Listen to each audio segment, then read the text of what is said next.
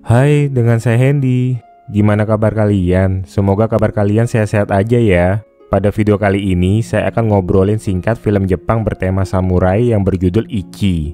Film dengan lokasi waktu Jepang kuno ini bercerita tentang seorang gadis buta yatim piatu bernama Ichi yang ahli ilmu pedang dan bermain shamisen, yaitu sejenis gitar Jepang dengan 3 senar. Ichi terlahir dalam keadaan buta dan ditolong oleh seorang samurai buta legendaris bernama Zatoichi. Dan ketika pria misterius ini tak lagi datang, Ichi bertekad mencari Zatoichi yang sudah ia anggap guru sekaligus ayahnya itu.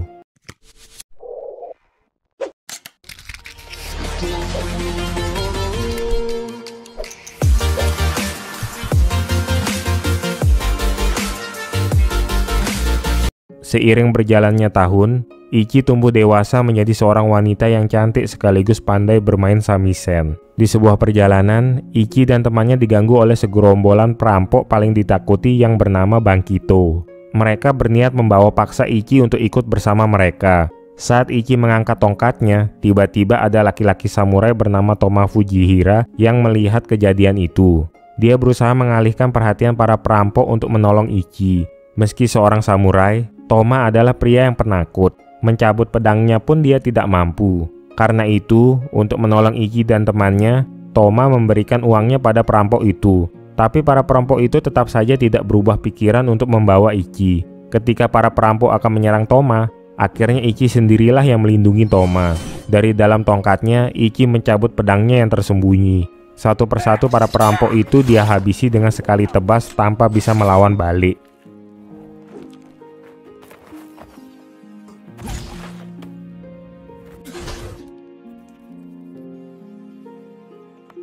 Dari salah satu tubuh perampok, kita bisa melihat cap kanji sebagai tanda para anggota perampok Bankito.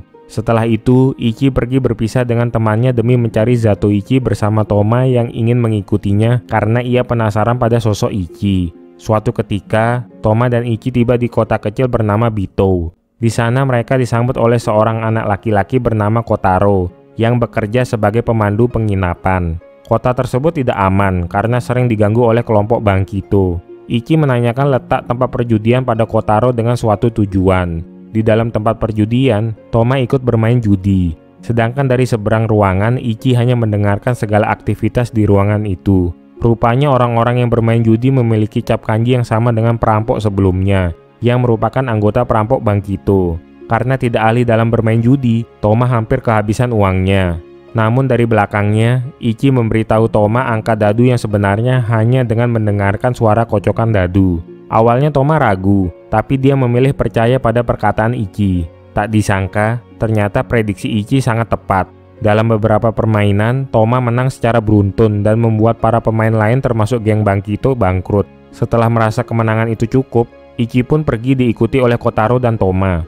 Baru saja setengah perjalanan, para geng Bankito datang menghampiri Toma. Mereka yang kalah judi merasa dicurangi oleh Toma dan ingin mengambil uang mereka kembali. Tapi lagi-lagi Toma gemetar tak bisa mencabut pedangnya. Walau tak bisa melawan, Toma sangat gesit dalam menghindari serangan.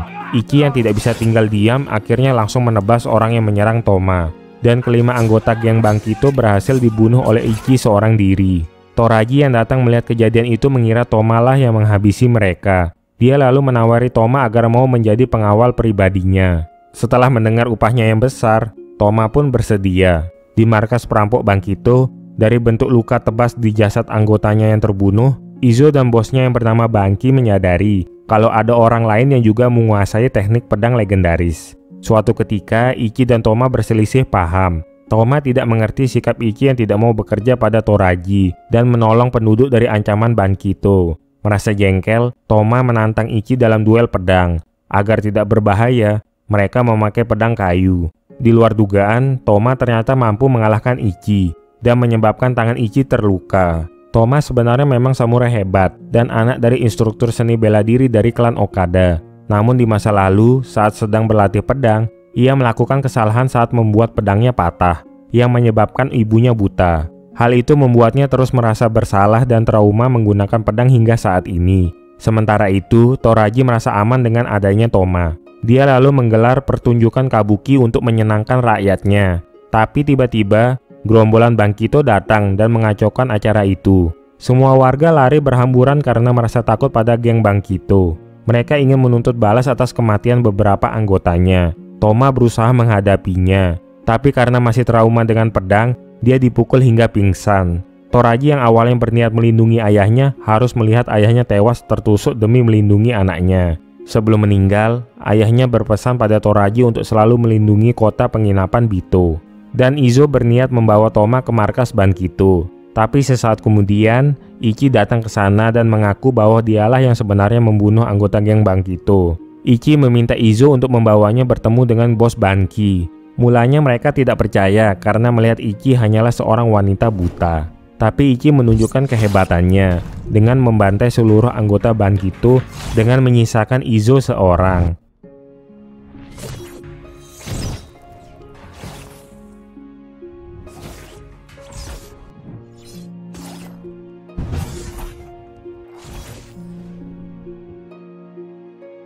Dan akhirnya Izo yakin kalau Ichi adalah orang yang mereka cari. Ichi kemudian dibawa ke markas Bankito untuk bertemu dengan pemimpin mereka, yaitu Banki.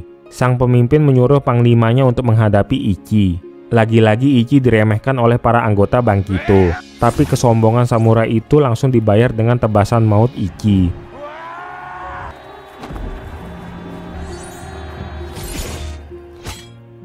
Melihat hal itu, seluruh anggota Bankito jadi terdiam cemas. Akhirnya tiba saatnya Ichi berduel dengan Banki. Banki meminta anak buahnya untuk diam tanpa membuat suara. Berbeda dengan lawan Ichi sebelumnya, Banki mengatakan kalau ia pernah bertemu seorang pria kuat dengan kondisi mata buta membawa pedang yang sama dengan Ichi. Tanpa segan, Banki menyerang Ichi. Namun serangannya kali ini tak dapat ditahan oleh Ichi dan berhasil melukai tubuh Ichi secara bertubi-tubi. Ichi yang tidak memiliki kesempatan menyerang balik hanya bisa terus mencoba bertahan. Namun itu semua sia-sia saja. Ichi harus kalah setelah terluka parah akibat serangan Banki. Banki mengaku sebelum duel antara dia dan pria buta itu berakhir, gurunya Zatoichi menderita penyakit menular dan akhirnya harus meninggal. Meskipun Banki sangat ingin membunuhnya dalam duel. Setelah mendengar itu, Ichi pingsan. Dan dia dimasukkan ke dalam penjara di antara tulang belulang manusia yang pernah ditahan di sana sebelumnya. Namun karena Ichi buta, ia tidak menyadari hal mengerikan itu. Dalam mimpinya, Ichi mengingat masa kecilnya saat bersama Zatoichi, di mana orang yang dia anggap ayahnya itu selalu menjaga dan menuntunnya. Satu-satunya pemberian terakhir Zatoichi adalah sebuah lonceng yang selalu dibawa bersamanya. Nasib Toma tidak lebih baik. Dia dipukuli oleh anggota Shirakawa karena dianggap telah menipu. Tapi Toraji mengatakan jika Toma masih dibutuhkan untuk mengalahkan Bankito. Toma kemudian bertemu kembali dengan Kotaro dan ayahnya. Mereka lalu menyusup ke gunung dan berhasil membebaskan Ichi. Melihat tawanannya lolos, Banki marah besar dan akan menyerang kota Bito. Ichi yang masih memulihkan lukanya merasa dirinya tidak pantas untuk hidup lagi. Tapi sebelum ia mati, Ichi ingin bertemu sekali lagi dengan Zatoichi gurunya untuk memastikan apakah dia adalah ayah kandungnya atau bukan. Toma yang mendengarnya berusaha meyakinkan Ichi kalau ia tidak pantas untuk mati. Karena selama ini, Ichi juga telah berjuang untuk hidup dan sudah sangat menderita dalam menghadapi hidupnya yang kejam dan kelam. Toma pun berhasil meyakinkan Ichi untuk mengurungkan niatnya itu. Ketika Ichi sedang tidur, diam-diam Toma meninggalkannya dan menuju ke Shirakawa untuk bertarung dengan gerombolan Banki. Para penduduk kota Bito tidak gentar. Dengan pedang di tangan mereka siap mempertahankan diri. Akhirnya pertarungan antara kelompok Shirakawa dan gerombolan Bankito terjadi. Ketika terbangun, ia bertanya pada Kotaro tentang apa yang sebenarnya telah terjadi. Jumlah kawanan Bankito 2 kali lipat lebih banyak dari Shirakawa. Walau kalah jumlah, kelompok Shirakawa bertarung dengan sangat gigih, sehingga mereka dapat mengimbangi gerombolan Bankito. Toma yang hanya bisa menghindar masih saja takut mencabut pedangnya dan belum bisa mengatasi traumanya. Toraji yang sedang terluka pun mampu bertahan dari serangan dan berhasil membunuh Izo untuk membalaskan kematian ayahnya. Di sisi lain, korban berjatuhan di kedua pihak hingga tersisa beberapa orang saja. Untuk menentukan pemenang, maka kedua pemimpin harus berduel. Ketika Banki memintanya maju untuk duel, Toma bersedia demi menggantikan Toraji. Banki menyuruh Toma untuk mengembalikan Ichi padanya. Dan Toma mengatakan kalau dia pastinya tidak akan memberikan Ichi pada Banki. Dengan keteguhan hati demi melindungi Ichi, Toma berhasil mengatasi rasa takutnya dan untuk pertama kalinya ia mengeluarkan pedangnya di hadapan lawannya. Demi membuktikan diri sebagai samurai yang hebat. Walau sedang terluka parah, Ichi yang khawatir dengan Toma berusaha secepatnya pergi ke kota Bito dengan ditemani Kotaro di belakangnya yang merasa sedih melihat perjuangan Ichi yang tidak memperdulikan kondisi dirinya sendiri. Duel antara Banki dan Toma terjadi. Banki sangat waspada karena tidak ada yang mengetahui bagaimana kekuatan Toma dan tidak ingin meremehkan lawannya itu.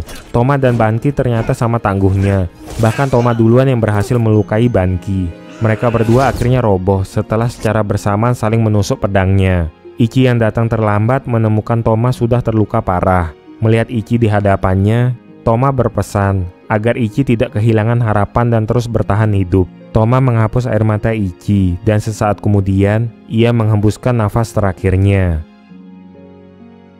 Sementara itu, Banki berusaha bangkit dan menyerang kembali. Namun, kali ini Ichi tidak akan memaafkan Banki. Ichi telah menyadari batas inderanya yang sebelumnya tidak dapat ia rasakan dan kemudian mencabut pedangnya. Banki yang meremehkan lawannya lebih dulu menyerangnya, tapi Ichi dapat menghalaunya. Luka yang diberikan Toma pada Banki membuatnya kehilangan kekuatannya. Dalam satu serangan terakhir, Ichi memberikan tebasan langsung pada wajah Banki. Sang pemimpin perampok akhirnya tewas, dan Ichi pun berhasil membalas kematian orang yang berarti bagi dirinya. Merasa ketakutan, anggota Bankito yang tersisa kemudian melarikan diri. Kini kota Bito telah aman. Toraji membangun kembali kota dan meneruskan posisi sebagai kepala Yakuza. Sementara itu, Ichi memainkan lagu kesukaan Toma untuk terakhir kalinya. Bersama-sama dengan Kotaro, mereka menguburkan jasad Toma. Ichi berniat pergi melanjutkan perjalanannya ke klan Okada untuk menaruh pedang Toma di depan makam ibunya. Dari aroma kimono peninggalan Toma yang dikenakannya, menunjukkan rasa rindu Ichi pada sosok Toma yang telah tiada. Ichi berterima kasih pada Kotaro yang selalu menemaninya dan menjadi cahaya penuntun dalam setiap langkahnya. Sebelum berpisah, Ichi memberikan lonceng kecil pada Kotaro sebagai tanda mata dan berkata jika Kotaro akan baik-baik saja. Mereka kemudian berpisah. Dan film pun berakhir. Film ini memberikan pelajaran betapa pentingnya sikap all out atau berusaha yang terbaik.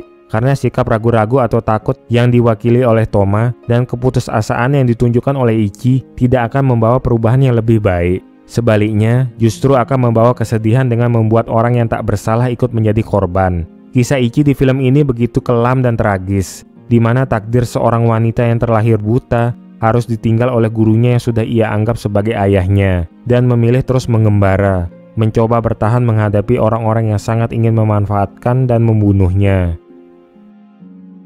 Terima kasih yang sudah menonton dan sampai jumpa di kesempatan lainnya.